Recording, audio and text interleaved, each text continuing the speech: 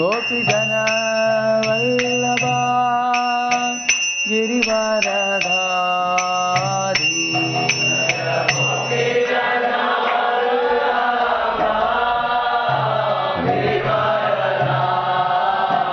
यशोदानन्दन व्रज जनरञ्जन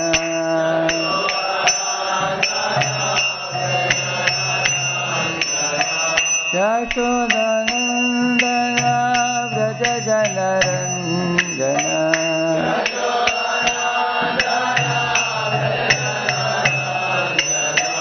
यमुना तीरावनचारी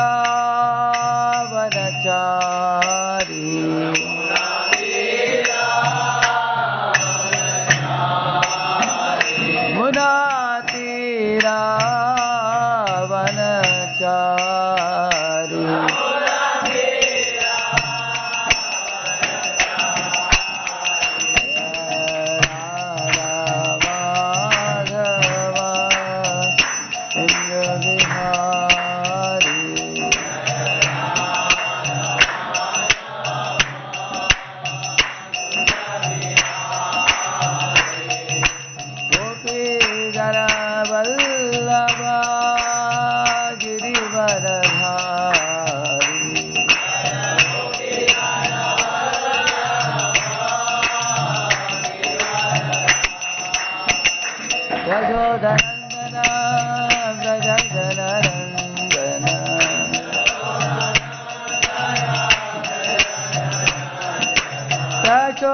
यशोदानन्दन व्रज जनरञ्जन यमुना तीरावनचारी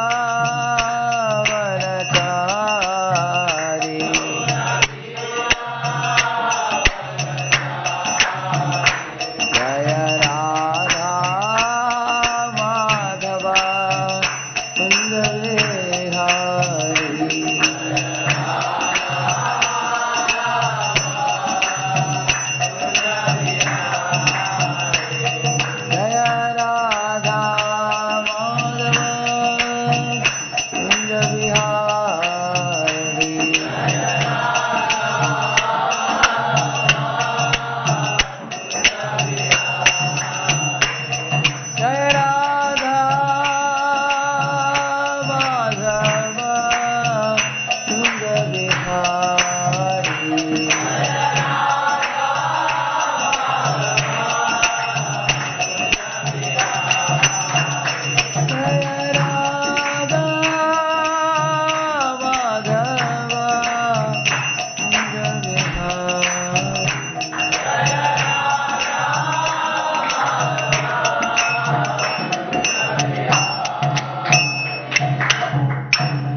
श्री राधा कुंज बिहारी की श्री श्री गौरनिताय की श्रील प्रभुपाद की अनंत कोटि वैष्णव वृंद की कलियुग पावन हरिनाम संकीर्तन की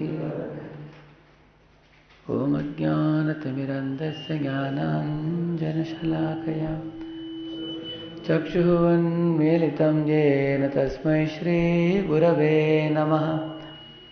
श्रीचैतन्यमनोभीष्टं स्थापितं येन भूतले स्वयं रूपः कदा मह्यं ददाति स्वपदान्तिकं।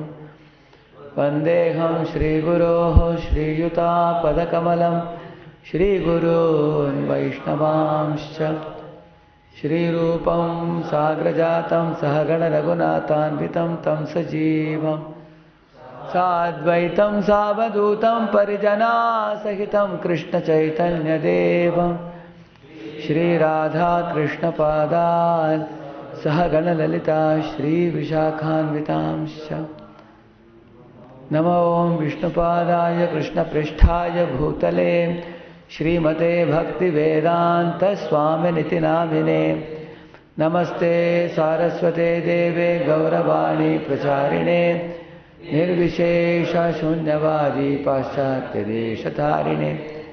नमो महावदन्याय कृष्णप्रेमप्रदायते कृष्णाय कृष्णचैतन्यनाम्ने गौरत्विषे नमः।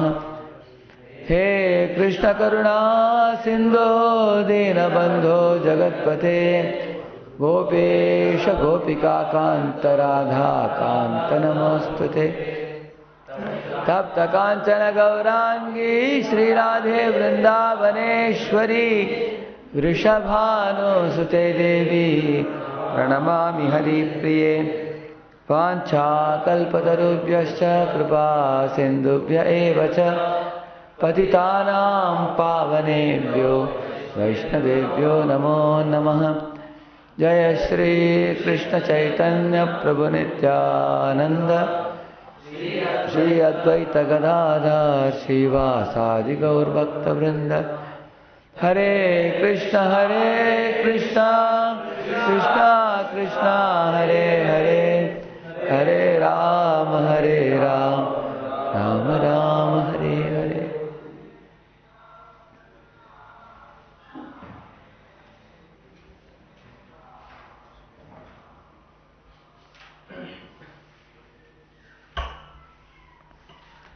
Last week we were discussing on different aspects of a Kanishtadhikari. In our spiritual life, the knowledge is so oceanic. We have to pay attention to the right things at the right time. It is called timing. Timing we call it, no? Timing means you learn the right things in the right time in your spiritual life, and then you will make a very swift progress in Krishna consciousness. And also, in different stages we have different type of anarthas that we suffer from. And if we learn the right thing, then we can remove those anarthas very easily. Just like you go to a shop, medical shop, you get so many medicines there. You can't just pick up any medicine and eat of your own choice, because the tonics are generally very sweet. You can't just take and drink a lot of tonic. So we have to get the right medicine. In the same manner, even within the fold of Vaishnava philosophy, there is so much, so many literature, so many books to be read, so many subjects to be learned. That is why, but our time is also limited. If we can get the guidance, that is why every individual requires guidance. Why is not very good? Every individual, otherwise I'll speak without it. Speak only in this. Yeah. Otherwise, every individual devotee, he requires guidance. So we are talking the topics which are very essential for the devotees who have come to 16 rounds and who have spent more than 1 year chanting 16 rounds. And if we don't take action on our wrong behavior at the right time, then in the long run the disease can become more complicated. Just like cancer, doctors say, if the cancer is removed at a very, very early stage, then there are cases actually where people have become free from cancer. But there are people whose cancer has grown to a certain stage, beyond which practically it is incurable. Instead of making the subject complicated, I'll make it very simple. You know, there was a devotee called Ramachandra Puri, and there was another devotee called Ishwara Puri. So Ishwara Puri, he served his spiritual master when his guru was in his last days. He was rendering service to him without even bothering about himself. He was cleaning his stool and urine, and he was cleaning, washing, and reading Krishna Katha for him, sitting next to him. And the spiritual master was very pleased with him. The more he saw Ishwara Puri very submissively rendering service to him, obediently rendering service to him, he became so pleased. Result, he blessed the devotee. He blessed him with pure love of God. He in fact told, you will read in Chaitanya Charitamrita, may your heart become filled with love for Krishna. And the blessing of the spiritual master indeed became true, eventually. So much so that the Supreme Lord Chaitanya Mahaprabhu wanted to accept Ishwara Puri as his spiritual master. And there was another devotee called Ramachandra Puri. And this Ramachandra Puri, he was extremely critical of not only Vaishnavas, he was critical of even Lord Chaitanya Mahaprabhu. And he also dealt with his guru in a very improper manner. At the time of his leaving the body, Ramachandra Puri saw his guru weeping in transcendental ecstasy. This is not coming properly. There's too much noise it is. This is creating more disturbance actually. I can directly speak on this, no? Yes, it is actually. This is only the sound which is coming. Where? Means now it is coming clear there also, broadcast. Now this is going out now? No, actually this is only going on, but this is coming clearer by this. This is for local devotees, yeah? This is for this camera recording. Really? I can place it like this. I think the echo is coming because of lot of. Yeah.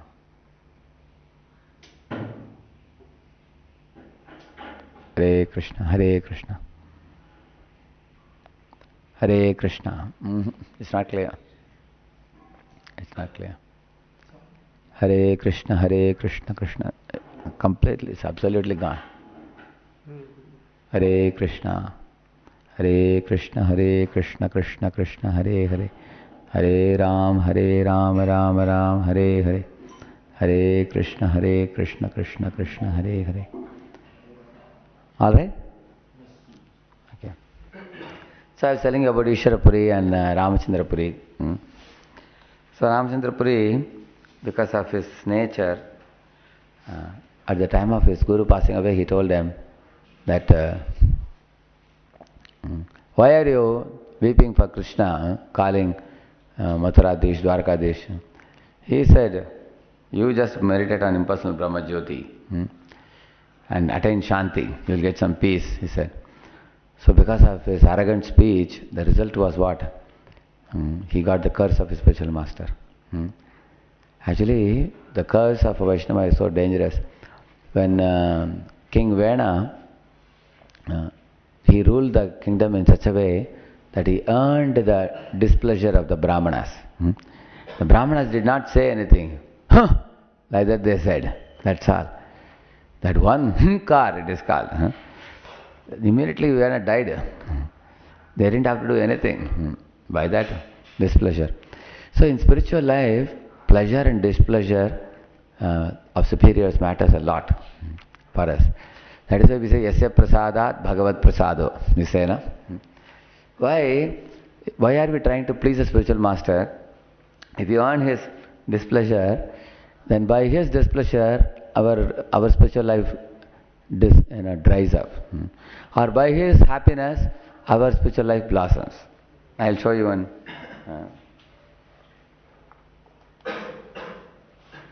See one section of Bhagavatam. We are going to see different sections. Here is a section from the third canto. See here, Brahma is talking to Kardama Muni. He is telling, Brahma is talking to Swayambhuva Manu. After his appearance, Swayambhuva Manu offered obeisances to Lord Brahma along with his wife. Then, while standing before him with folded hands, Manu requested, "Oh, Father of all living entities, please order us so that we can render service unto you." So now Manu is asking for some service from Brahmaji. Brahma is speaking to him. Brahma replied, "My dear son, I am very pleased with you because you have surrendered yourself unto me without reservation. And thus I desire all blessings for you and your wife. Your example is quite befitting for a son because this kind of adoration of a superior is required. Any sane and non-envious person will accept his father's order with great delight and then execute it to his full capacity." See, each word is so solid word here. He's saying here, first of all, You have surrendered yourself, he is saying. See the three words, Tadviddhi, Pranipatena, Pariprashnena, Sevaya. Three. So Pranipat means surrendering your false ego. Pariprashnena means surrendering your intelligence. Sevaya means surrendering your body, mind and senses. These three. So that way what are you surrendering ultimately? Surrendering everything. That is actually, this was Tadviddhi Pranipat. So he's saying you are surrendering yourself and then he's saying without reservation, that is Pranipat. This kind of adoration of superior is required. And then he's saying any sane and non-envious person will accept his father's order with great delight, he's saying. See why he is using the word sane. Sane means a person who knows the long-term welfare. He is called as sane. Not a person who knows only short-term welfare. So long-term welfare means sometimes, for example, if you are working with another devotee, equal devotee, or even a junior devotee, if you quarrel with him, the result is what? He is not available to you for service. Or if he leaves and goes away. So immediately our ego is satisfied. But then the result of our behavior is that we lose a devotee. So he suffers and we suffer also. He suffers because he loses Krishna consciousness. And we suffer because we have lost a person who would have, assisted in Krishna's service. Is it not true? That is why it is said, never use intelligence to serve the false ego. Use intelligence to serve Guru. It is said. If intelligence becomes a servant of the false ego, it will actually ruin our life and others' lives also. So whenever we know that my intelligence or mind is becoming polluted or contaminated by false ego, then one should throw away the polluted mind intelligence and hear the words of Guru. Like that. So sometimes we feel uneasy. Like I was telling you about working with devotees, whether junior, equal, senior, any type of dealing. When ego problem comes in between, then we are serving the ego with our intelligence. You understand? So here, Swayambhu Manu is made the king of the whole world. Is it clear, this one? Yeah. Swayambhu Manu is made the king of the whole world, but he doesn't have even an iota of pride. He is completely submissive. Here he is surrendering to Brahma. So Brahma is saying that any sane man. Sane man means Shreyas, not Prayas. Prayas means short-term welfare, immediate welfare. And Shreyas means long-term welfare. Like, sometimes a well-wisher comes to temple and, if you speak to him in a hurting way, you lose him. Isn't it? But sane means what? You tolerate some of the problems that he may face. And then the result is, he gains benefit and you gain benefit. Both benefit by that. So we should always think about the long-term welfare whenever we have any dealings with anybody. Sometimes for the sake of relationship, we bend ourselves. Why we bend? You know the story of two goats, you see? One goat sat down, another goat went. So these stories are said why? We have to bend ourselves in certain relationship if we want to be happy and spread happiness. For example, in dealing with a superior here, we are dealing with superiors. There are two superiors. One is a spiritual master and dealing with any other superior. Here first he is talking about somebody in the level of spiritual master, Brahma. He is saying this kind of adoration of a superior is required, which means Swayambhu Manu is praising Brahma with a heart full of gratitude. And then he is saying, any sane and non-envious person. Secondly, he uses the word non-envious. Non-envious. Why he is non-envious? When somebody finds fault with us, we become envious of them. As soon as somebody tells you that you have some problem, we become envious. And Bhagavatam, you will find several examples of a superior finding fault with the inferior. You will find, like Narada Muni is asking Vedavyas, are you satisfied identifying with your body? He is asking. Isn't it? The very first thing is scolding Vedavyas, Narada Muni. Also, Actually, this new mic is not the thing. Basically, this always had got the right place. If you put this in root, it goes more unclear for the outstation. I can do it then. So we can do it if the devotees can come closer. All the outstation were able to do it. Yeah. Why don't you put a mic for this one? This mic is very far We away. had put mic, but actually it's not catching the FM. The software is not able to catch it. But this is catching very nice. Is it? This is good enough? Yeah. Really? Yeah. Okay.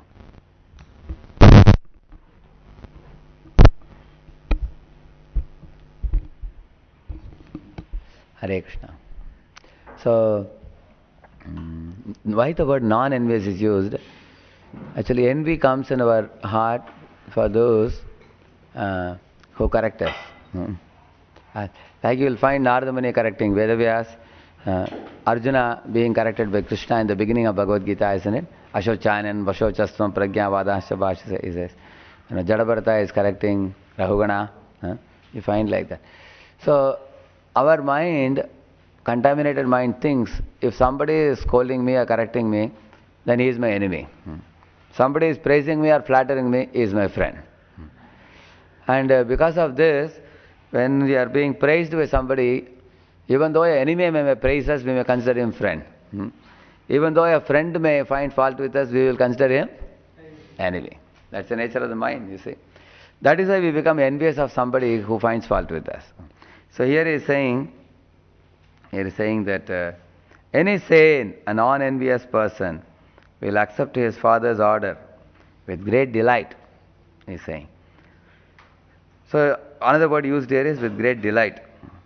And then execute it to his full capacity. Opposite of full capacity is what? Partial capacity, yeah. That means, not putting the heart in the service given. Full capacity means, you hear the instruction with delight. Why it is difficult to hear with delight? Because of envy. Difficult to hear. As soon as we are offered some correction, immediately we go to sleep. That's one reason why we sleep in the Bhagavatam class. Yeah, because lot of things are said, how Krishna is enjoyer, Krishna is controller, Krishna is superior, and we are insignificant. So these instructions are not very pleasing to the mind in the conditioned stage, because we have the pitta, pitta upatapta. So because of that, he is saying that we have to hear also with great delight and execute the instructions with full capacity. The instructions like Guru gives, chant the holy name, render the service. Some of them are laborious to do. But we do them anyway as an austerity. If you do it as an austerity, we will become purified. And the result of purification is over a period of time you will get unlimited happiness. That is why we have to become convinced first of all about these things. And then he's saying, since you are my very obedient son, I request you to beget children that are qualified like yourself. Which means he's saying, you beget children who will be qualified like yourself. What does it mean? They will also be submissive like you. They will be obedient like you. They will be respectful like you. They will be non-envious like you. They will delight in fulfilling the austerities that I am giving you. Same meaning. In our sense, what? You preach and bring boys who will also have good qualities like you are having. He is saying. Don't bring whimsical, unsurrendered fellows, who will create more problems. Like when Lord Rudra was told to create, he created so many, living entities who are furious by nature and, who are very dangerous, and who are creating a great problem in the universe. Similarly, he is saying that you beget children who will also be submissive like you. Here comes the important point. If we are not submissive to our superiors, we cannot expect submission from our subordinates also. Is it not true? But at the same time we observe there are many people who lack respect and obedience and eagerness for learning. This is often found in spiritual in the beginning stage because of the anarthas. And we have to rise above it by learning from Swayambhu Manu. And then he's saying, rule the world according to religious principles and worship the Supreme Lord by performance of sacrifice. Two things he is saying. You have to rule the world according to religious principles. Anything we do should have a basis from the Shastra. Whatever we say, whatever we do. And also we should perform religious sacrifices, he's saying. We have to worship the Supreme Lord. Then he's saying, when the Supreme Lord sees that you are properly protecting the living beings, he will certainly become very pleased with you. So he is a king, so he is protecting the subjects. From what? From rogues and thieves attacking them and looting them in the public. Similarly, spiritual master protects the disciple from being looted by different thieves. You know this famous verse? Kamah krodascha lobascha dehe tishtanti daskaraha jnanaratna apaharaya tasmat jagrata jagrata. He's saying, huh? So the Kamaha, Krodha, Lobha, they are all called thieves who loot away our all good qualities. And they plunge us into ocean of misery, suffering. So Guru offers protection to the disciple in preserving the Krishna Prema fruit which you have got, which will not be stolen away by the thieves. So, like a king is protecting the subjects also. And then he is saying, and then Manu said, O Lord, I shall abide by your order. Now please attempt to lift up the earth, which is dwelling place for all kinds of living entities, since it has fallen down into Garbhodaka ocean. So this comes in that section where the earth has fallen into the ocean, Garbhodaka ocean, and Lord Varaha comes and lifts it with his tusk and brings it out. Just prior to that this comes, this section. So these sentences which I read, this is for the obedience of Swayambhava Manu towards Lord Brahma. So at the end Brahma is saying, then Lord will certainly become very pleased with you. Again the word please he uses. So pleasing, the word pleasing is so important in spiritual life. Once when I was talking to my spiritual master, he was telling, just as the subordinates have to please the superiors, and the superiors should say from the heart that I am completely pleased with you. Like here Brahma is saying, Lord will be pleased with you, Guru will be pleased with you. Sometimes you will find that somebody may reluctantly say, it's all right, they will say. Say, all right is different from saying heartily that, oh, I am pleased with you. And there are some people who may say, oh, I am so pleased with such and such devotee. Don't even ask me. There is no, there is no need to even speak also. I am so pleased. These are all not on the same platform. These are different platforms. In the same manner, while dealing with subordinates, the superiors also have to please the subordinates. So Sattvadas Maharaj writes in his book, the superiors don't please the subordinates by pampering them, he writes, but by guiding them on the right path. For example, we prescribe many austerities for the subordinates, which may be painful for them. That doesn't please them. So it may not please their bodies and minds. But we have to offer them something that will eventually please their soul. Eventually it will actually place them in the lotus feet of Krishna, giving them the blissful experience of being with Krishna in the long run. But everybody in this world has to try. The seniors, the juniors, no living entity is an exception. Even Lord Hari is not an exception. Even he tries to please his devotees. The devotees try to please Lord Krishna. Everybody tries to please spiritual master. We try to please our superiors, our equals, our subordinates, everybody.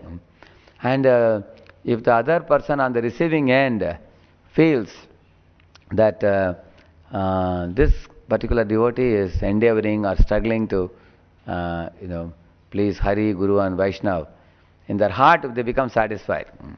They say, yes, this devotee is endeavoring. So by our endeavor, others become pleased and satisfied. Then we make a lot of progress. You understand? No? It's not that we have to please only the Diksha Guru, spiritual master. We have to please juniors also. Why? Because by not pleasing the younger ones or the equal ones or the senior ones, the result is that their dissatisfaction eventually will displease the spiritual master also.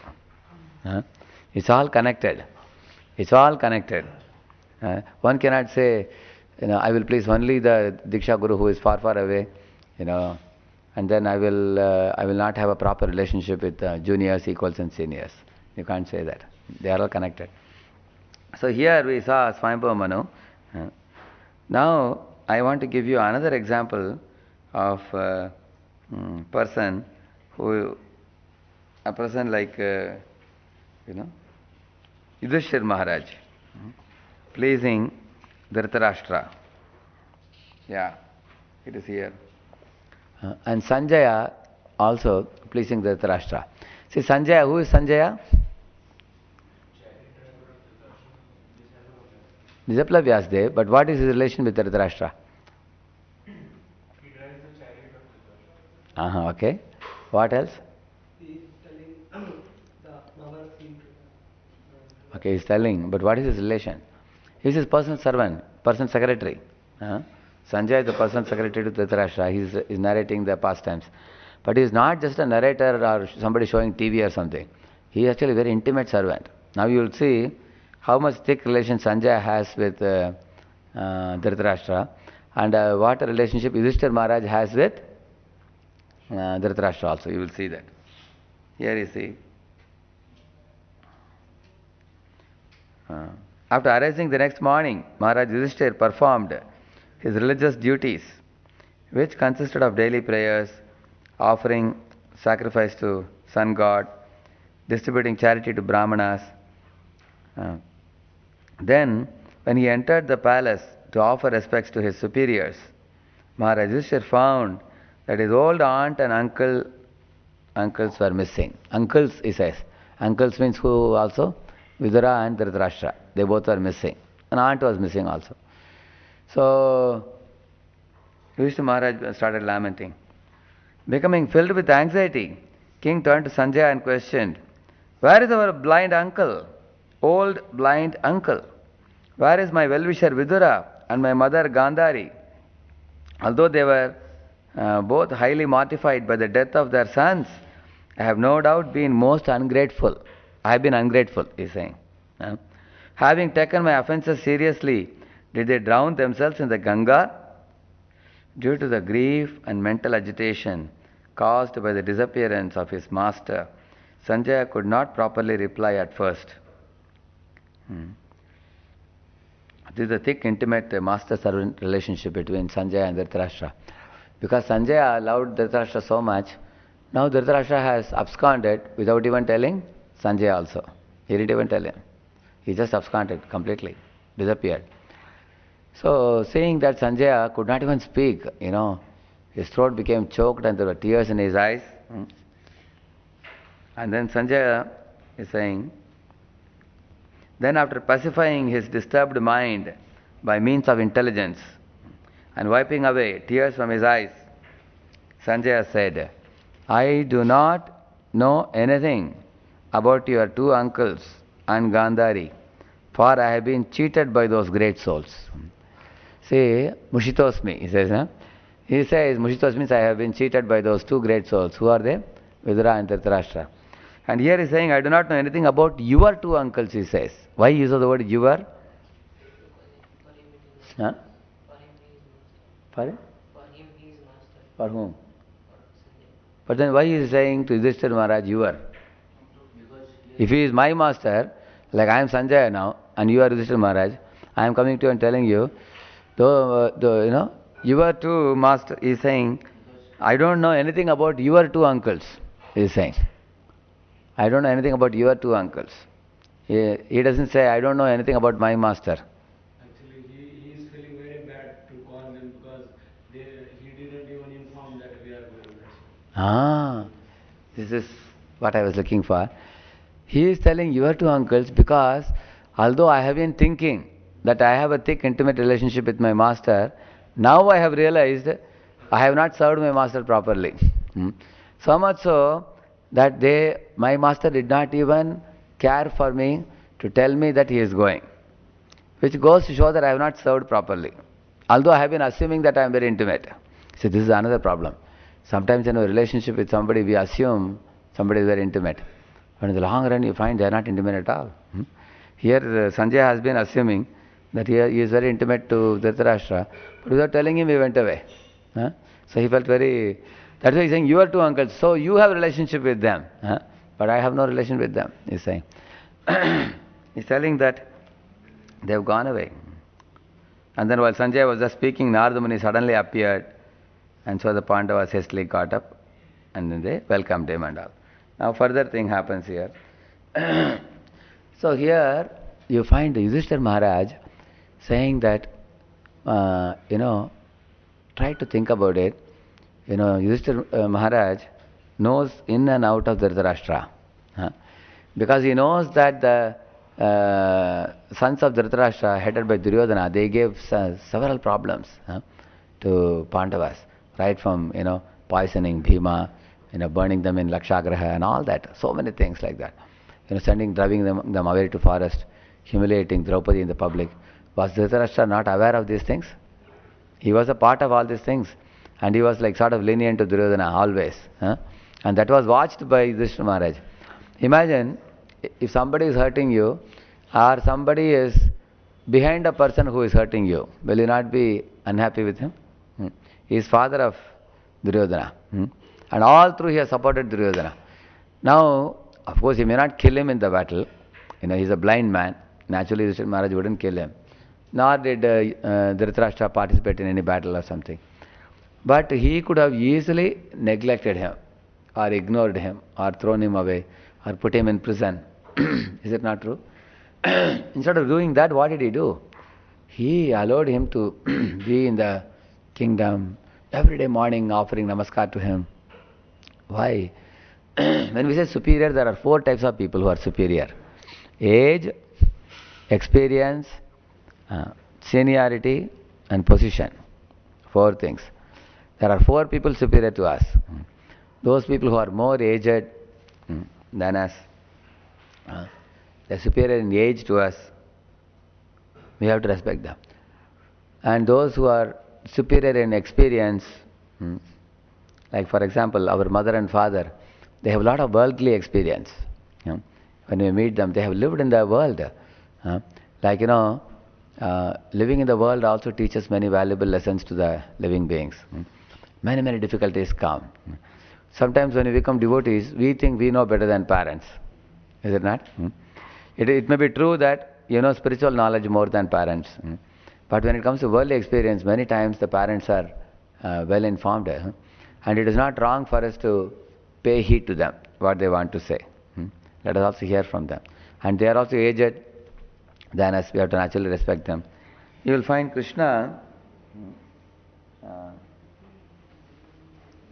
you will find how Krishna speaks to his parents. You can see. This is a time when Krishna has returned back. Now he has killed Kamsa now. He has posted Ugrasena as the king of Mathura. King of Dwaraka. So, and then now Krishna and Balaram are coming to meet Devaki and Vasudeva as the children. Now how many years have passed? They are almost 10 years now. And what is he saying, you see? When Lord Krishna saw Vasudeva and Devaki were remaining standing in a reverential attitude, he immediately expanded his Yogamaya potency so that they could treat him and Balaram as their children. Because now Krishna Balaram, they were seen as personality of Godhead by Vasudeva and Devaki. So they were like sort of bowing down and folding palms when they saw. But then when Krishna covered them with Yogamaya potency, again they could see them as their own children. As the material world, the relationship existing between father and mother and children can be established amongst different living entities by the influence of illusory energy.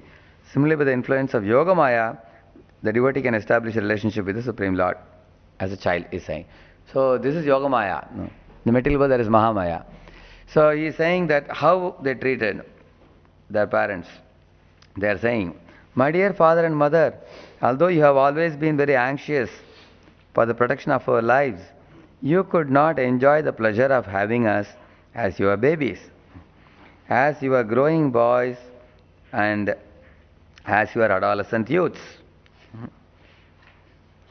And then by nature's own arrangements, the childhood of, and then he says many things. So they are actually saying that you have been anxious to protect us, but we never gave you the pleasure of being your babies. Then where were they as babies? Huh? They were with Yashoda in Vrindavan, is it not? Mhm. So as soon as I was born, I went away from you and I left you behind alone, he is saying. And Krishna said, unfortunately, being ordered by our fate, we could not be raised by our own parents to enjoy childhood pleasures at home. My dear father and mother, a man has a debt to pay to his parents, from whom he gets his body, which can bestow upon him all benefits of material existence. And then he's glorifying the human body. He's saying that how rare it is for one to be getting human body and raised by parents, and how one has a debt in serving the parents. And then they're saying that you have always been anxious for the protection. Unfortunately, we could not render any service unto you. Up to date, we have simply wasted our time, they're saying. We could not serve you for reasons beyond our control. Mother and father, please excuse us for our sinful action, they are saying. So, they are saying that not serving the superiors is sinful. They are saying like that. And also they are also saying that we have not done any service. We have just wasted our life. Actually, this is the way the disciple should feel towards a spiritual master. A disciple should feel that I am simply a burden on my spiritual master. I am increasing his anxieties and I haven't done much for him. And you should think of those disciples of the Guru who are doing great, wonderful activities for the pleasure of the Guru. And we should always admire them. And this is one consciousness which very advanced devotees get. The more you advance in spiritual life, the more Krishna fills your heart with the feeling that I haven't done much. And one who has done very little, he feels, I have done so much. That kind of feeling comes, opposite feeling comes. So, this is a way Krishna spoke. Speaking as an innocent boy in very sweet words. Seeing this, both Vasudeva and Devaki became captivated by parental affection and embraced them with great pleasure. They were amazed and could not speak or answer the words of Krishna, but simply embraced him and Balaram in great affection and remained silent. And they were shedding incessant tears. So this is another section which talks about how one should deal even with one's parents. Even though parents may not be devotees, one should deal with them very respectfully. Even those who are becoming brahmacharis, students, they can't afford to be arrogant with parents. They can't, because if you earn the curses of parents, then you can never advance in spiritual life. Actually, even if you don't earn the blessings, at least parents should be neutral for you. Because you have to always remember that they have given us a human form of life, human body, which you are currently using for serving Krishna. Is it not true? So, we have often found boys, due to their neophyte nature, they go home and pick up big fight with parents. So how can we respect parents? That I told you.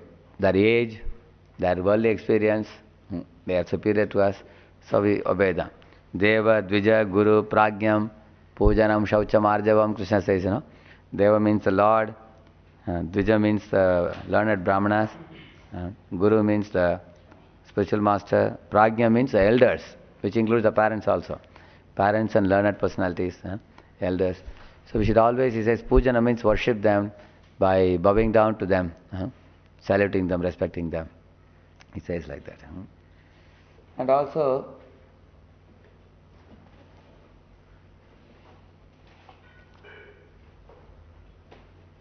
you see, how should one respect the Guru and be grateful? We found that Yudhishthira Maharaj was grateful even to a bad person, like Dhritarashtra. Dhritarashtra is not a good superior, he is a bad superior, is it not? Because Dhritarashtra was the cause of all the troubles of the Pandavas. Because he was like an instigator of the Kauravas, you can say. He is asking, Mamaka, Pandavaschaiva, Kimak Kurvata Sanjay, he is asking.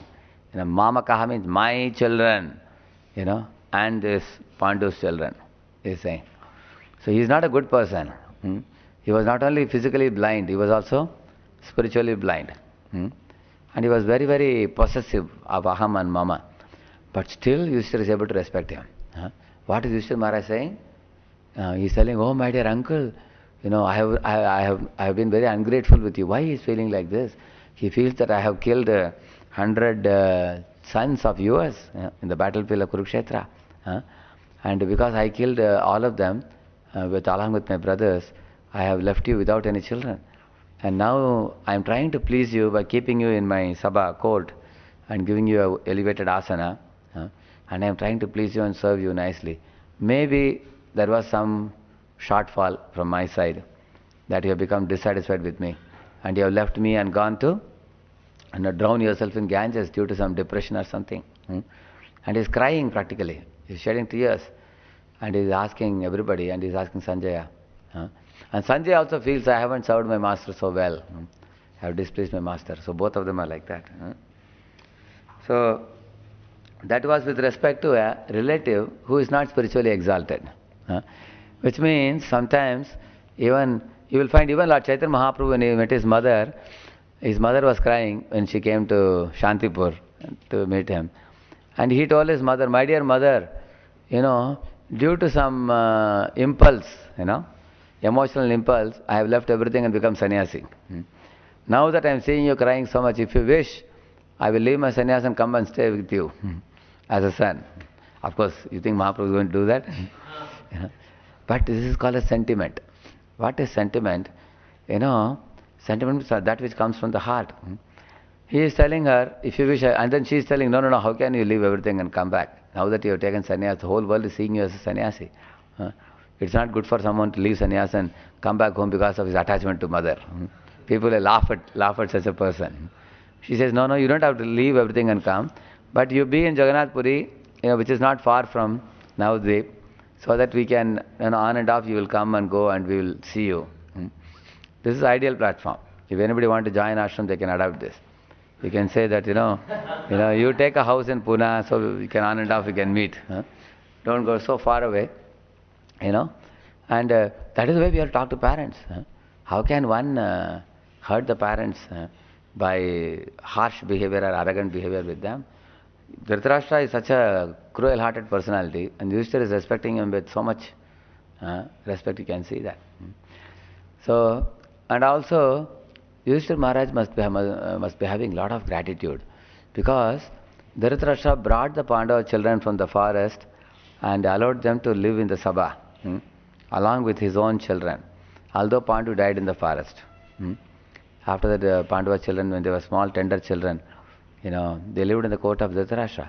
So he feels that when we were small and having no shelter, that time we lived in the same court, and our uncle Dhritarashtra protected us. Now it's our duty to protect him. Like that he feels gratitude. So he has gratitude, he has respect, he has love as a relative. So many things you can say about Yudhishthira's relation with Dhritarashtra. And I told you something similar with Krishna dealing with his mother and father, Vasudeva and Devaki. Then one more example we discussed was Swayambhuva Manu dealing with Brahma. Here Swayambhuva Manu is speaking at the end, but Brahma is talking about his satisfaction in Swayambhuva Manu's dealing. He is telling that I am very satisfied with your obedience. I am very satisfied with your unreserved surrender without any reservation. Because oftentimes we find people sometimes externally show politeness and externally show respect and externally show a sense of conformity, which is actually not springing from the heart, which is done externally for the sake of duty. That is actually not a very high platform. Whereas Swayambhuva Manu is saying that, he is telling Swayambhuva Manu that your obedience and your unreserved surrender and you are hearing with great delight whatever instruction I am giving, and your respect for your superior. And what else he said about Swayambhuva Manu? Brahmaji, what else he told him? Non-enviousness, correct? Your non-envious surrender. See, these are all solid words. One thing to apply in our life may take lifetimes actually. These are such words. I used to just to take these words and put it in a chit and keep watching them while going, coming, One word, they are so weighty words. If you apply them in your life, you will become blissful in spiritual life. If you just apply these things. Yeah. So, This is Swayambhu Manu, who got the good name from Brahmaji. Now one more example we will see. This is Shukadeva Maharaj speaking to, Parikshit Maharaj is speaking to Shukadeva Maharaj.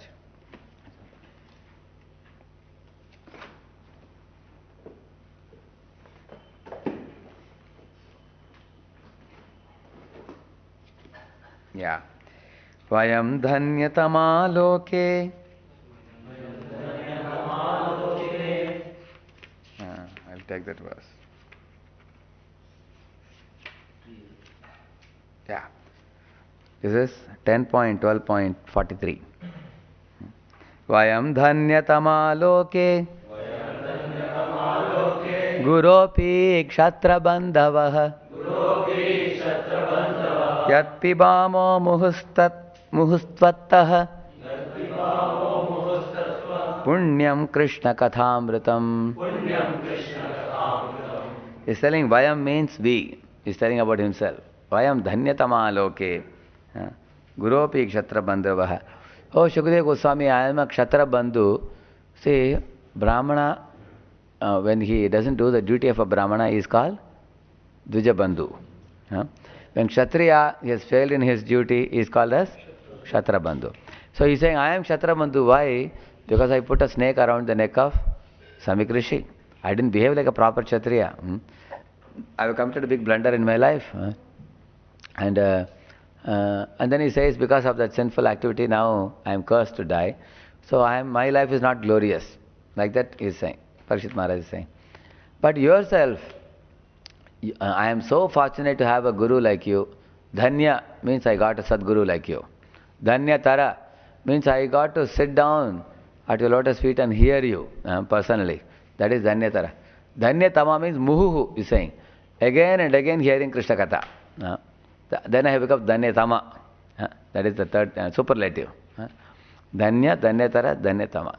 I got a guru, I heard Krishna Katha, now I am hearing repeatedly Krishna Katha. So I am most fortunate, he is saying. Now he says this, but what does Shukadeva Goswami feel? That is also very important. He is saying, Sri Shuka Uvacha, everybody. This is 10.13.1. Sadhu Prishtam Mahabhaga Tvaya Bhagavatottama Yannutanayasi Ishasya Shrinmannapi Kathamuhu. Yeah. Here is saying, hey Parikshit, you are Bhagavateshu Uttamaha. Amongst the Bhagavata, Mahabhagavad devotees, you are the Uttama Bhagavat, is saying. Best, is saying. So Prabhupada used to say, Prahlad Maharaj is the best devotee. Then another time Prabhupada said, Narada is the best devotee. Another time Prabhupada said, Yudhishthira Maharaj is the best devotee. And then some devotee asked Prabhupada, who is best? On that particular day, Prabhupada was giving a lecture on Prahlad. And then he said, Prahlad is the best of the best of the best devotees. He said. And devotees asked Prabhupada, then is Prahlad the best? And then Prabhupada said, in spiritual world, everything starts with superlative only. There is no good or better. Positive comparative is not there only. In spiritual world, everybody is the best devotee. So he's saying, hey Parikshit, you are the Bhagavatesh Uttamaha, best of the devotees. Why? Because Lord Vishnu, taking his Swarshan Chakra, he came to protect you in the womb of your mother. You are called as Vishnu Rath, because protected by Lord Vishnu personally. Who else can have that good fortune? And not only that, your grandfathers like Yudhishthira Maharaj, Arjuna, and all these great personalities, they were all great devotees of Krishna. So your family lineage is a powerful family lineage. You come in such a family. And you are yourself a pure devotee of Krishna. And I'm feeling fortunate to be sitting with you and talking to you. So, Shukadev Maharaj and Parikshit Maharaj, they both are Mahabhagavatas. So one Mahabhagavat sharing with another Mahabhagavat. One is a brahmachari, one is a grihastha. They both are sharing. In this way, you are very great soul, you are Mahabhaga, very fortunate. Why? Why are you Mahabhaga, why are you very fortunate? He is saying, Yat nutanayasi ishasya shrinvan api katamuhu. Hare shrinvan api katamuhu. You are hearing the katha again and again and again about Krishna without even drinking water, without eating food, without sleeping at night, all these days. But he is saying that nutanayasi, this katha appears newer and newer to you. That is why you are most fortunate, he is saying. Generally people get tired. You know, if you know one pastime, you have heard it once. Second time somebody tells you the pastime, immediately what do you feel? Oh, I know it already. I already heard it. Last year only I heard it, Prabhu. You know, Janmashtami I heard it. Don't speak the same thing again. See, in material world, the material things you hear again and again, it becomes stale. Like food, you keep it for 2 days, it becomes stale. Isn't it? Whereas in spiritual circle, you know, Krishna in Dwaraka, you know, Sudama Brahmana is going to give him chipped rice. Is it a new information for you? You heard it hundreds of times. But you hear it from different devotees. They tell it in a different way, slightly different way. But you hear this pastime, it is yan nutanayasi. It looks newer and newer. If you have love in your heart, you would like to hear more and more about your lover, and you would like to hear more and more from your lover also. For example, if a boy loves a girl, you know, she calls on phone to talk to him. And something she asked yesterday evening, but she forgot. So she's again calling him now in the morning. Is he going to scold her? Yesterday evening I told you, bar kya phone karte ho? Will he say like that? He will say, thank you for calling again. I will tell you the same thing 100 times to you. You call me. In one day you make 100 calls, no problem. Especially before marriage. Is it not? Two lovers. Yeah. And that example he is giving here. You see next verse. The taste of a devotee who is called a Sarabritam. Sarabritam means one who takes like Anna Pakshi, you know, Krishna Katha.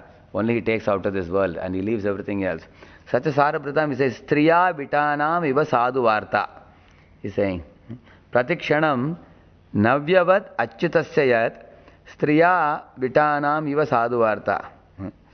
Vitana means lampet.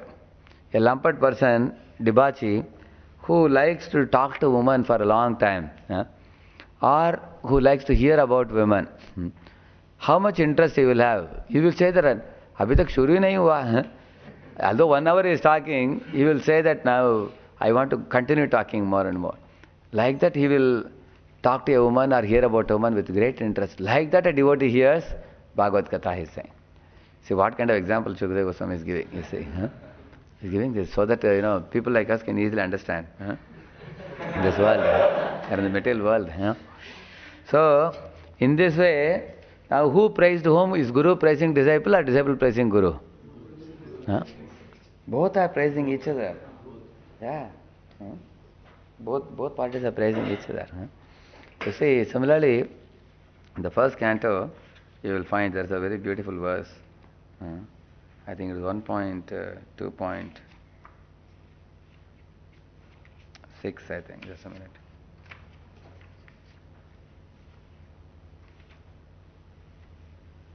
No.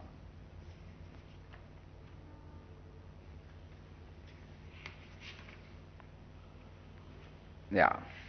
This is 1.1.8. They are saying here, there are 3 verses here, out of which see, first of all they are saying, Rishayaha Uchu. Which Rishayaha? These are the Shaunakadi Rishis, telling to Sutta Goswami. Tvayu kalu puranani setihasani chanaga akyatani apyadhitani dharma shastrani yanyuta. They are saying different words here. They are saying here, cha anagha. You are free from sin. They are glorifying the Guru. You are free from sinful activities. Akhyatani and api adhitani. You have not only heard the scriptures from your Guru, not that your knowledge is theoretical knowledge, but you have heard it, assimilated it, applied it, realized it, and delivering it. 5 things, isn't it? Heard it, then I heard it, understood it, applied it, and realized it and you are delivering it now. That is called as Akhyatani Api Adhitani. Dharma Shastra, which means the disciple should have a firm faith in the depth of the realization of the spiritual master. It's very important. If a disciple thinks Guru is a fool, he can never learn anything. Yeah, there's no use of having such a connection and relation with Guru. So they have that type of faith. And then they are saying, Yani Veda Vidam Sreshto Bhagavan Badarayana Anyecha Munayaha Suta Paravara Vido Viduhu. So they are glorifying him for the knowledge that he has of the Vedic literature. You are acquainted with the knowledge of Vyasadeva. And also you are fully versed in all kinds of physical and metaphysical knowledge. Which means a guru should not only know Rajavidya, he should also know what is avidya. Like he says now, Vidyam cha yassad vedo bhayam saha. Prabhupada was that type of guru. Prabhupada once was speaking to this Bhakti Swarup Damodar Maharaj about scientific preaching. He was telling about Darwin's theory and everything. So Tamal Krishna Maharaj came there. And then he asked, Prabhupada, last 1 hour this heated discussion is going on about defeating Darwin. So would you like to have some kirtans now? For a change, he said. And Prabhupada turned to him and said, what is this going on? Is it not kirtan? Yes. No, Prabhupada, I thought, melodious kirtan. No. What do you think about this? This is Hari Kirtan. Defeating Darwin theory is Hari Kirtan. Prabhupada said that. So, Prabhupada saw it as Hari Kirtan because defeating atheism is glorification of Krishna. Isn't it? So, a guru should also have logic. He should have reason. He should be able to establish the truth very solidly in the heart of the disciple. And he should be able to dissipate all darkness from the heart of the disciple. Like that. And then they are saying this most important verse. You can note down the number 1.1.8. Vetatvam saumya tat sarvam. Vetatvam saumya tat sarvam.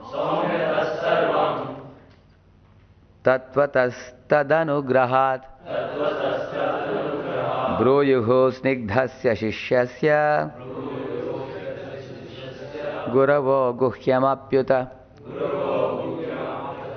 So they are saying that, and because you are submissive, your spiritual masters have endowed you with all the favors bestowed upon a gentle disciple. Therefore, you can tell us all that you have scientifically learned from them, they are saying.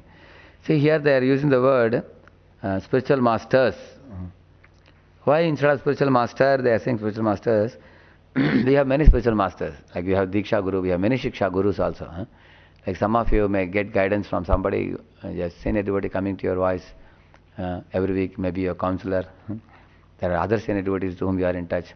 There are some people whose instructions and guidance you are supposed to strictly follow, especially your immediate authorities and your counselor.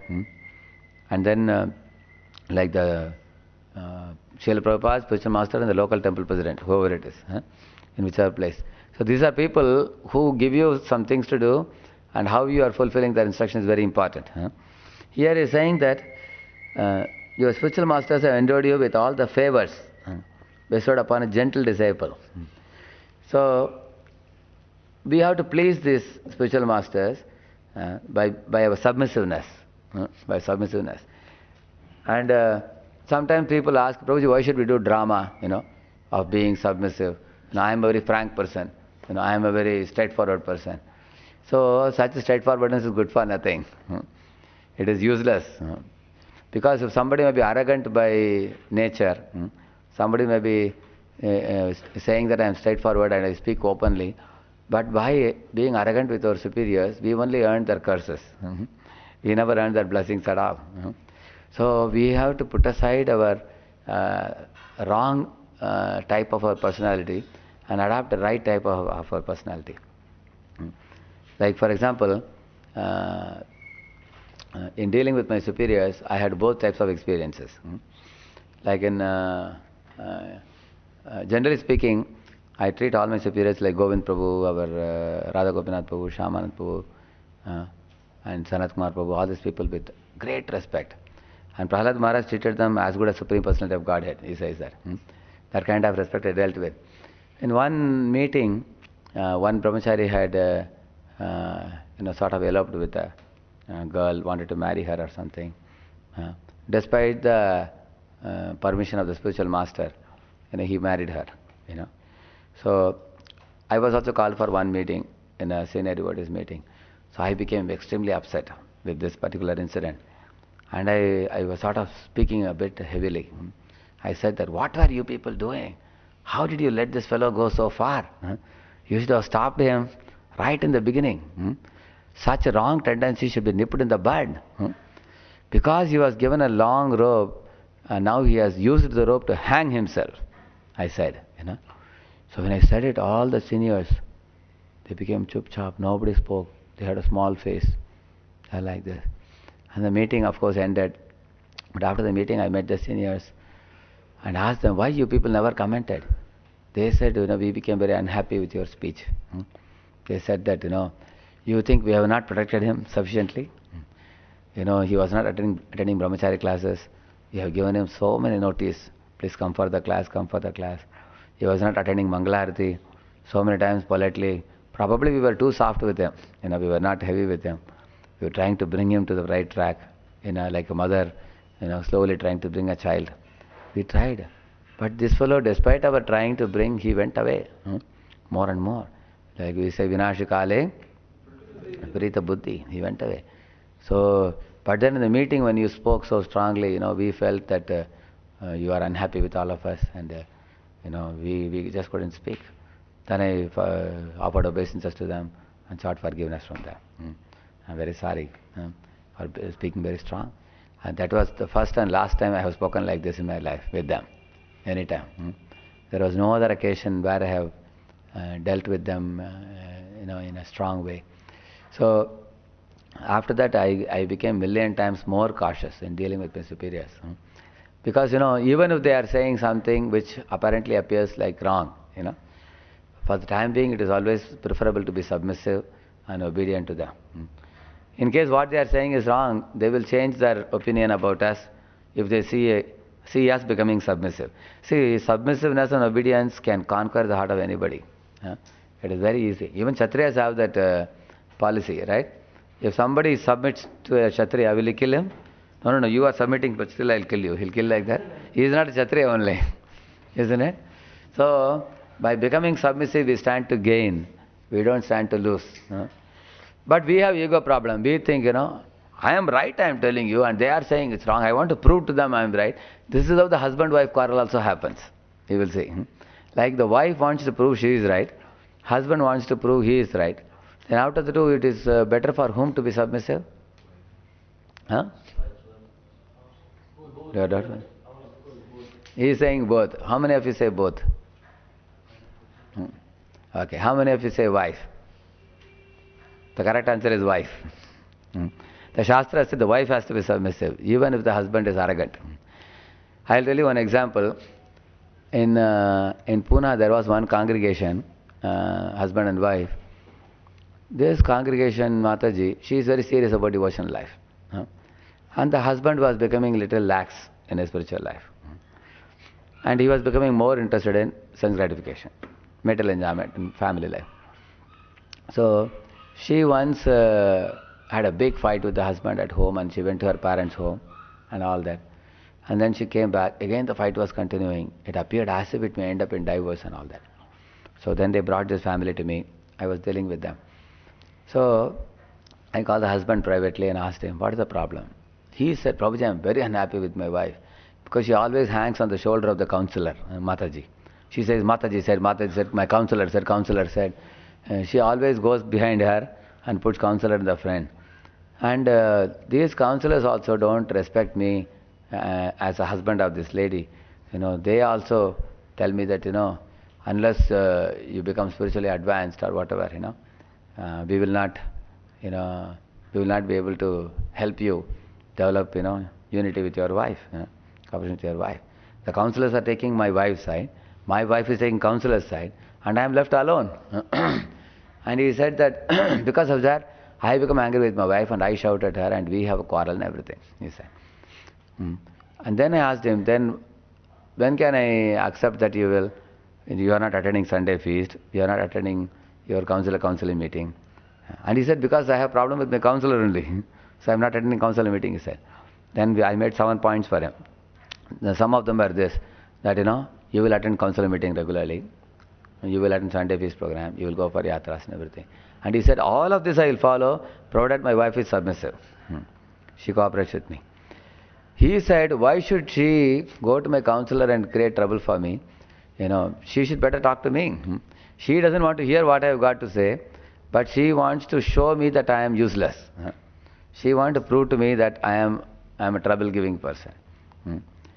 And then after that he went away. Then the counselors came along with the lady. When I talked to the lady, I could understand that she was very arrogant. She was telling, I want to advance in my Krishna consciousness. I don't care about my husband. I don't care about the world. Who cares? Why should I be submissive? She was speaking in a more masculine tone. Now I understood the problem is her only. You understand? Actually, Chavana Muni and Sukanya, if you see, Chavana Muni was an irritable personality. And he was an old man. I told you this. He was very old. And Sukanya, she was a very young girl and he got married to her. But because Sukanya was submissive to him and tolerated him, the Ashwini Kumaras came and they converted the old body of Chavana Muni into a young man. Beautiful young man.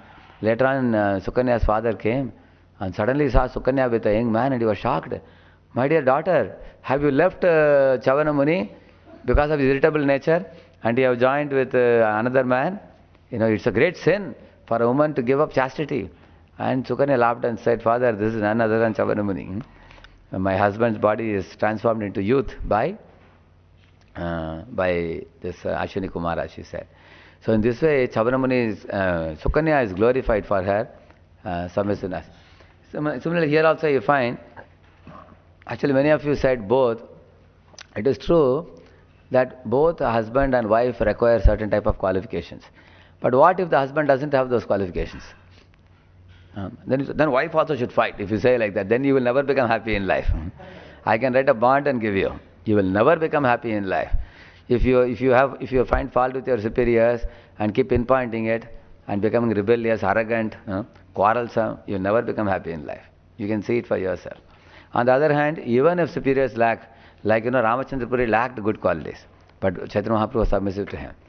Sarvam Bhattacharya was sort of dominating Chaitanya Mahaprabhu. But Mahaprabhu agreed to be dominated. If you see, you will see that.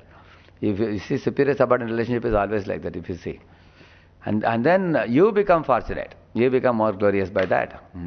But I don't approve of the behavior of the superior by saying this. That is another topic. Superior, how should a superior behave? That is altogether another topic. Right now, our photography, our video, we are only putting on how a subordinate should behave with a superior. That is the focus here. So, here he is saying, and because you are submissive, your spiritual masters have endowed you with all the favors bestowed upon a gentle disciple. Therefore, you can tell us all that you have scientifically learned from them. Prabhupada is saying, the secret of success in spiritual life is in satisfying the spiritual master and thereby getting his sincere blessings.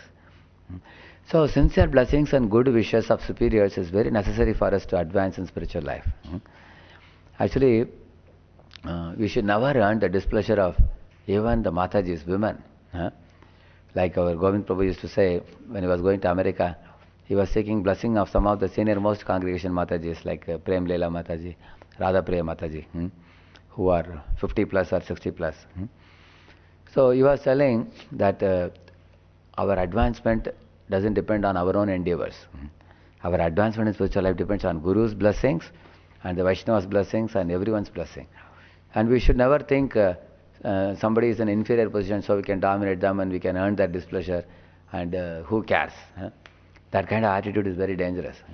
Everybody should be sincerely struggling to earn the blessings and good wishes of everyone else in the Sangha. So, in this way, the Shaunaka Rishis are pleased with him. It is essential, therefore, that a disciple be very much obedient and submissive to the bona fide spiritual master, he is saying. The sages of Naimisharanya were confident that Suta Goswami was bona fide. Therefore, they were anxious to hear from him. That's why they are using the word therefore. Therefore, we can hear from you. Because you have submissively heard from your Guru. Now, if I am not surrendering to my Guru, and I am not surrendering to my superiors, I have no right to demand my subordinates to follow me what I am telling them to follow. You understand? No? Like if I am smoking a cigarette, can I say that, all of you guys, you are too young, you cannot smoke. But I can smoke. It doesn't make any sense at all. You see? We should consider ourselves like fool number one in front of the superiors. When I take guidance from Radha Gopinath Prabhu or Shyamanand Prabhu, I take guidance on all matters. When I get some doubts in Shastra, I ask them also. When I get doubts in my practical management, in running in Pune, I ask them. Anything I don't know, I just make a phone call. That's all. Prabhuji, Ram Navami is fasting till noon or fasting till evening. Just make one phone call. Finished. That's all. No ambiguity. If I tell people, I think you guys can fast till evening, because I want you all to be more austere. Then what they will do? They will put a call there. And ask, Prabhuji, is it in Chapati, you are all fasting till what time? They will say, fasting till noon. But Pune special policy is made till evening, Prabhu, what to do? Is it not true? So, in spiritual life, it is always better for us to consult. And Chaitanya Mahaprabhu is consulting his Guru even after attaining Prema stage. He is asking, Kiba mantra dila gosai, kiba darabal, is saying, Japite mana mora pagal is. Kiba mantra? Hoila pagal. I have become mad. My tears are coming in my eyes. And what mantra have you given? And Guru is saying, my dear child. And Guru is also knowledge. He is calling him a child. Even though he has attained a very advanced stage. And he is saying that, you are having tears in your eyes, hair standing on end, you have attained the highest stage. And you continue chanting. This is the way you have to be pagal actually. This kind of pagalpana for Krishna is most ideal, he is saying. It's very wonderful. Continue chanting, he is saying. So in this way, consulting Guru, even in advanced stages, we should never think, I have become so senior that I have nothing to consult with my Guru. This is the beginning of fall down, this kind of thinking. We should never think like that. Like there was one boy, in those days in BJ Medical College, he used to arrange program many years ago for Gausundar Prabhu. He used to come and ask very small things also. Prabhu, can I go for lunch? Everybody is taking lunch, you also take. Prabhu, can I take dinner now? He will ask small things also. But one day what he did, he took another Prabhuji. One devotee had come from Bombay, one Damodar Pandit had come to Pune. He took him to Vijay Medical and he started the program, weekly program. And Gausundar Prabhu was doing, so he went there and already Jayarada Mata was going on and program was going on. Gausundar was surprised that I am supposed to do this program, how somebody else has come. And then he came back to temple. He came and told me. Then I called this boy and asked him, hey, how did you arrange this program without telling Gausundar Prabhu? He said, Prabhuji, I thought small things I will not ask Prabhuji, to consult. You are coming and asking, Prabhuji, can I go to bathroom? Can I go to bathroom? You are asking. Small things you are asking, big things you are missing out, you see. And why a person does big things independently? Because he sometimes is afraid that, they will not allow me to do what I want to do. You see? So, in this way, we find that they are saying that you have aligned yourself with your superiors. So, we can hear from you, they are saying. We can also hear from you. It was a very wonderful section. And here, we have 10 minutes left.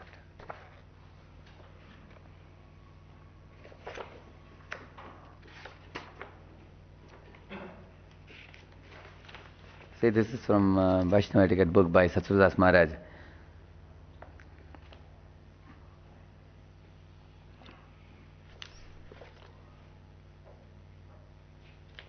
Yeah.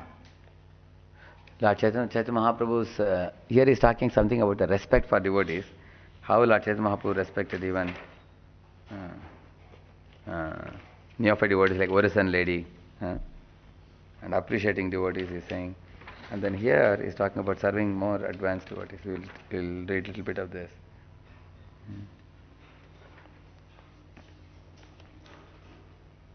And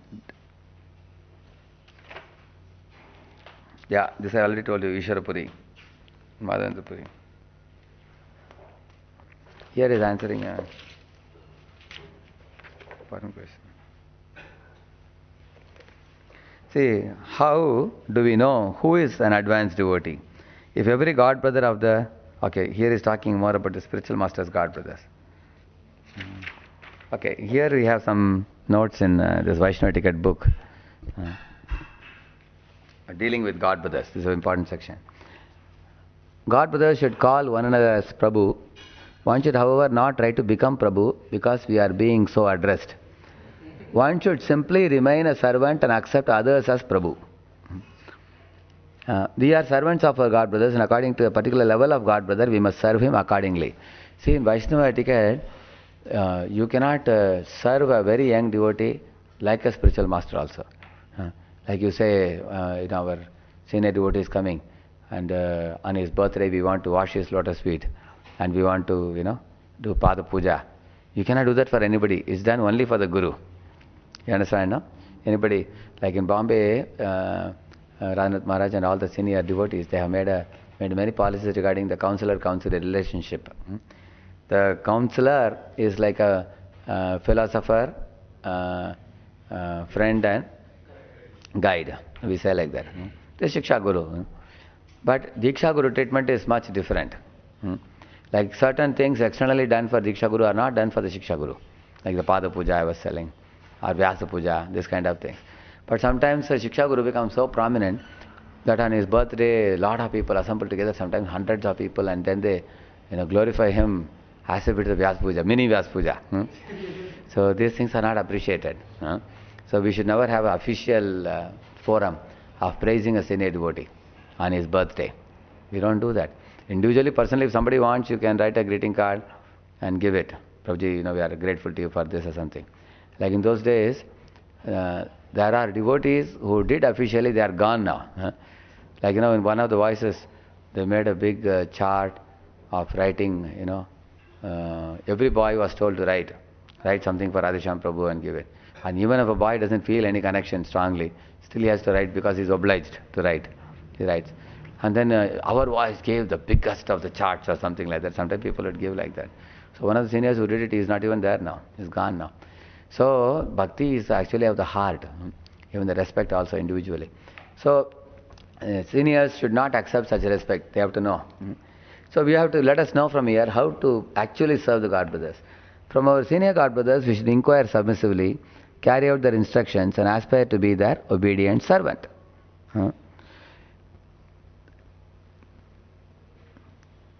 Yeah. And then he's talking about equal and junior. So first he's saying we have to inquire submissively, he's saying. Yeah. This example is senior took glory of himself also. Senior clarify? Yeah. He took glory himself also, he just didn't follow the process. He did? The senior you are saying. The senior took that chart. Chart, yeah. The chart was meant for himself also, just for you. He didn't follow what you said to him or he No. That senior made the chart for me only, through all the boys, by sort of making it a rule. All devotees in the boys should make this and submit it. So they submitted. Then I called the senior and said, this is not proper. This is actually not proper. Actually, even amongst you, like in one of the voices, they were giving a gift on a birthday to one boy. They gave a lamination to him, big lamination.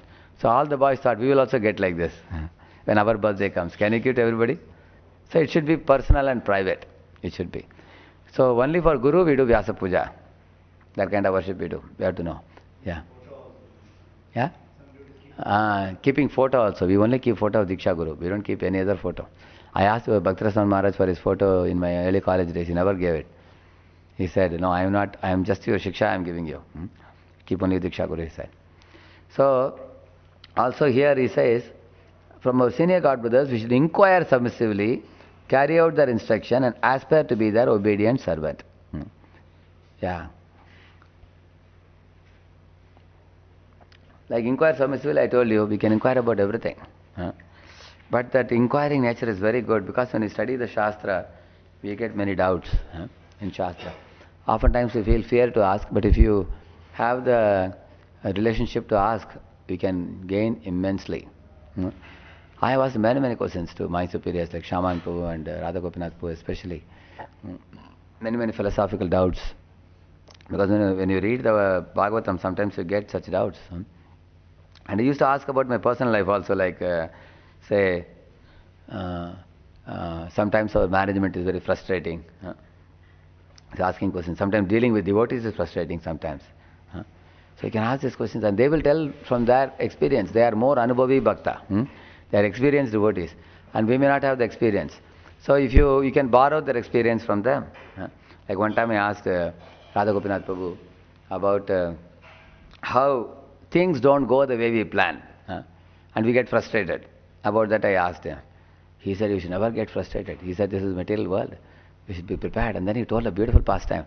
In Remuna, when our yatra had gone, Radhakrishna Prabhu had planned all the devotees to board the buses by 7:30 and reach back, the respective destination, their accommodation, by about 9 o'clock and go to rest. Because last 3-4 days were very hectic. But then Radhanath Maharaj was leading the yatra.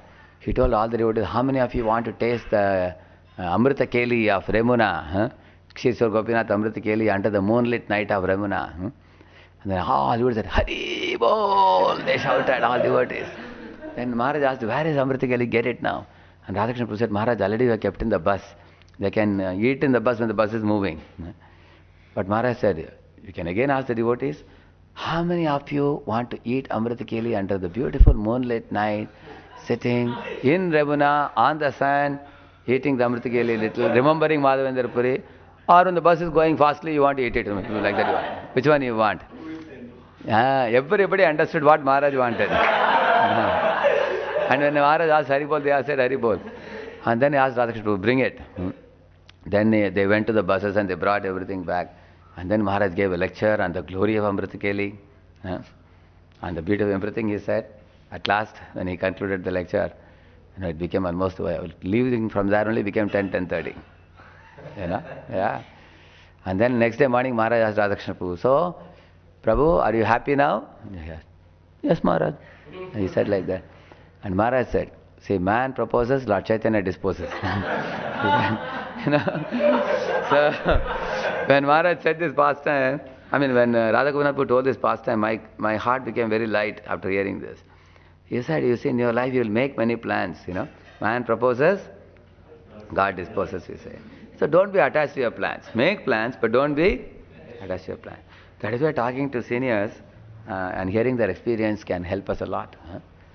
And if we try to sort out things ourselves, we may struggle a lot. In Pune, I was practically alone when I came in the early days. So I would go back to Chapati and take guidance from them, time to time, or phone them up. Even up to date, even now I call them. And it is very helpful for us. So we can associate in various ways.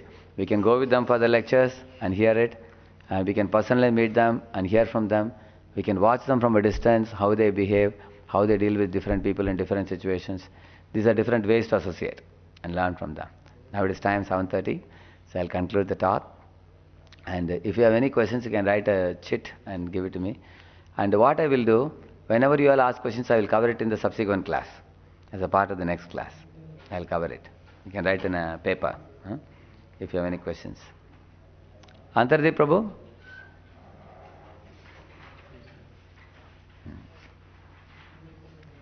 So today, what we saw was mostly obedience, submission, and to the spiritual master and the superiors. That was the highlight today. And two types of superiors. One type of superior is well behaved, ones whose sadachar is good, proper. Another type of behavior is one. Anybody has any questions? And, another type of behavior is with those whom we naturally love. So this obedience we spoke about. And I'll be speaking a separate class on dealing with Guru and Guru's God brothers separately. And that will be another class. They are also superiors, but we need one full class for that. Another time we will discuss that. Thank you very much. Srila Prabhupada ki, Gaur Bhakta Vrinda ki.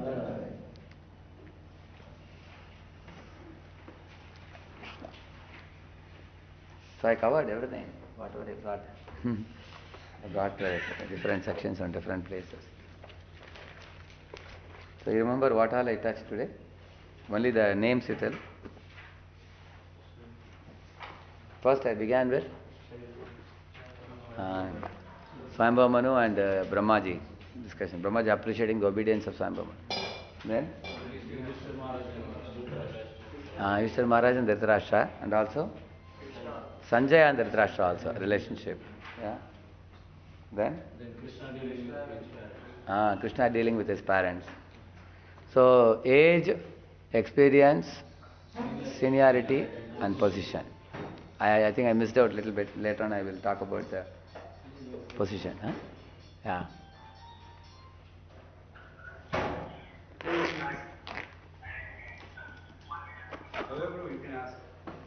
Why only always ask, huh?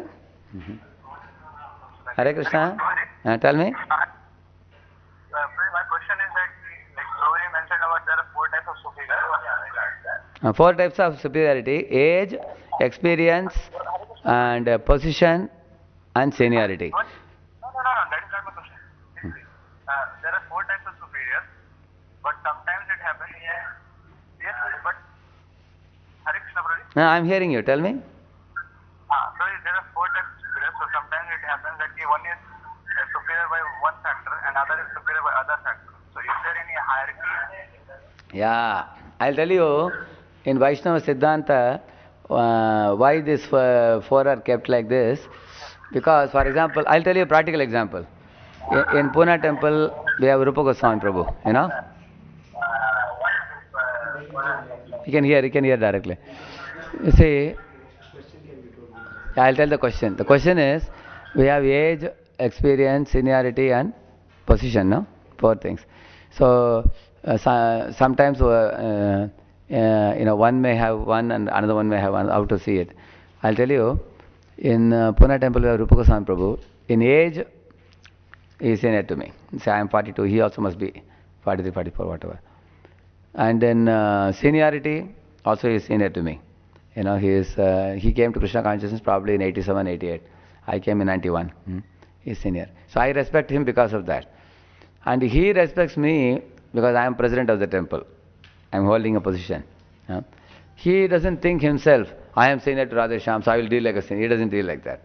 He thinks that, like even amongst all of you here, we make somebody a OC and he is an equal to you. You should not treat him like an equal. Because he is given a OC post or he is given a PM post. So you have to give him extra respect for the post he is holding, because the king is called as Naradev. He represents the Supreme Lord and Guru. Is it not? So when he makes some decision and asks everyone to follow, we have to follow. Because he is holding that position, for that position. So Rupa Goswami Prabhu will not make any independent decision saying that, hey Radhashyam, I am your senior, so I will decide independently. He won't do that. Whatever he decides, he always tells me, checks with me, you are happy with this idea. And whenever I decide anything, I also respect him for his seniority. I ask him, Prabhuji, I have made this decision, I want to launch it. I thought better I ask you. Either I ask him also. So in this way, age, this is beauty of Vaishnava philosophy. So nobody can disrespect anybody. You understand, no? Nobody can disrespect. This is how the Vaishnava philosophy is kind. You see? Everybody will be forced to respect everybody else. Like that. One more question. Yeah? They're asking that we can't celebrate birthday publicly and make program. Then should we keep the glorification in the heart only, or can we share it with some other devotees? Yeah. See, in voices, what kind of birthday festival we can celebrate? Like in a semester, once or twice we do, where we call all the devotees who are having birthday within some 2 months or 3 months. You know, maybe 8 or 10 devotees, whatever. We bring them all together. So 2 types of things we can do. Now, say few devotees who know about them, 2 or 3 devotees, they can tell their glories. There is no problem. Now each devotee, 8 devotees are sitting. 8 into 2, 16. Totally 16 glorifications for 2 minutes each. 2 to 3 minutes each. It comes to how much? 45 minutes to 1 hour. We can keep that. And then we can give a chance to those 8 people to speak something inspirational, addressing all the audience. Some Prabhupada pastime or some Maharaja's pastime, whatever they know, They can speak for another 2-3 minutes. That comes how much? 1.5 hours. Then another 15-20 minutes dancing kirtan. And then give each of them a cake, Govinda's cake or something you give them. And then nowadays in Pune temple we used to give 2 cakes, one for themselves and one to give others. And then we give. Yeah. And then they have a big feast. Everybody has a big feast at the end. This we can do twice in a semester. In the voices we can do like that. This is, now you may say, are we not glorifying now? See, this glorification is divided glorification. It's not one person is not the singular focus in this. Not that you put one person on elevated asana and everybody gives like Vyas Puja. And you should not do this for brahmacharis also. You should not do it for me. You should not do it for any of your counselor or your project advisor or anybody like that. Sometimes people give gifts also to people. Actually, gifts. Maharaj himself said it about it. The gift should be a very cheap gift. Like if brahmachari wants some book, he may give. What we have done? Whatever the senior brahmachari requires, like books, he makes a list and he keeps it. If somebody wants to give a gift, if you ask an information center, you can see what books he wants. Then he can purchase a book and give it on his birthday. You can do like that. And whatever fits in your budget. Like if he says, Prabhuji, it will be nice if you can have a Chaitanya Charitamrita, can you give me? Oh, Prabhuji, I don't have so much money, you may say. Isn't it? So that is why you have to see what you can afford, that much you can give. Or you can tell a brahmachari, Prabhuji, I want to give you a gift in 200 rupees. Whatever you want, I'll give you. Please tell me. Then you can give. But don't give gifts like giving a... of course, brahmachari's gift, if you give, even if you give a laptop to brahmachari, nothing wrong because it goes to temple first. And then it comes. In congregation, Maharaj said, the congregation devotee counselors should not accept huge gifts. They should accept gifts like 100, 200 rupees. Like the Maharaj has said. Because congregation devotees are earning themselves also. They should not accept gifts. Like you should not indirectly give them clues. मेरे पास तो laptop नहीं है, तुम सोच लो. अगर हो सकता है तो दे सकते हो. कुछ compulsion नहीं है. Either indirectly you should not give clues. Yeah. So, and even if a grihastha gets any gift, he should give it to the temple. He should not keep it himself because that will become a norm. Everybody will think that I have to give a big gift. It becomes a prestige issue and all amongst them. And we should not put one counselor or senior devotee in the seat and all the boys speak little glories about him. Prabhuji, we want to express our gratitude to you like this. And practically the session goes on for 3 hours. No good. That kind of mini Vyas Puja is condemned. It's not good. One time I was in Jayadepur's house. Mataji had made a cake for me, and it was my birthday. And all the children came to sing a poem about me. I said, what is going on? I asked. They said, Prabhuji, today is your birthday. You are our guru, Shiksha guru. You taught us last 8 years. We want to express our gratitude. We made a cake for you. Please cut the cake and all. I publicly said, I cannot do it. I cannot do it. This is only for the guru, Diksha guru. And Mataji said, other Matajis will feel very bad. They have made a cake for you. Then I asked, is there any child here whose birthday is today or tomorrow? And one boy got up. Prabhuji, my birthday is tomorrow, he said. Then I told him, okay, we'll cut cake for you today. And I called him and then he was very jolly, unexpected cake. God. So then he came and cut the cake, everybody sang, happy birthday to you and all that. So, see, that's why I'm telling you, till now I have only told you how a junior should treat the senior. Next class I will tell you how a senior should behave. What is exemplary behavior on the part of a senior. I will do it next class. It will become more clear to you. This is only one small aspect. There are many aspects like this. What are the things that a senior requires in order to be called a senior devotee? Proper senior devotee. Yeah. Is that all right? Srila Prabhupada ki? Yeah. Thank you very much. Tomorrow we will have a class for the juniors at same timing, 6 to 7:30. And the next senior class is not there in next week. It will be next to next week. It will be spoke. Actually, 1 minute. Here, this is September 1st week, no? Here, Arvade, I am there till Wednesday. I am coming Thursday morning, I think. That's why. So it's busy. No, here his class will start only at 8:30. I can do 6:30 to 8. Oh, yes. Yeah. Then you keep same. Only Aravada, I will come here to Pune, I think, by morning. Can you keep this too? Okay. We'll next week there may be a class. We'll let you know by SMS system. Yes. Hare Krishna. Yeah. Thank you very much. Hare Krishna.